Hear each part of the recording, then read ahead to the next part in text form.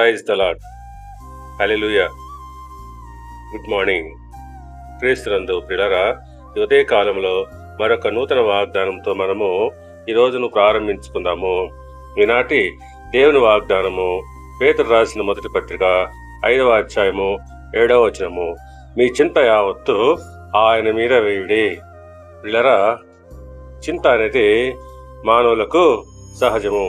మనము ప్రతి విషయంలో చింతపడుతూ ఉంటాము. కానీ నిజానికి చింతపడటం వలన ప్రయోజనమేమీ లేదు.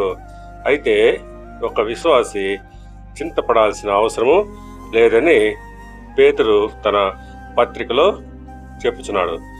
ఎందుకంటే ఆయన మిమ్మును గూర్చి చింతించుచున్నాడు. అవును, దేవుడు మనను ప్రేమించుచున్నాడన్నటకు నిదర్శనముగా ఆయన మనల్ని గురించి ఆలోచిస్తున్నాడు. అలాంటప్పుడు మనం ఎందుకు చింతపడాలి? కనుక పిల్లరా, మనకేదైనా చింత ఉంటే అదంతా కూడా ఆయన మీద వేయాలి.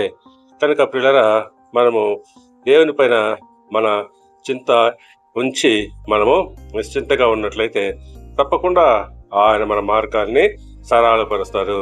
దేవుడు మిమ్మల్ని దీవించి ఆశీర్వదించి పరితెల్ల చేయునుగాక. ఆమేన్.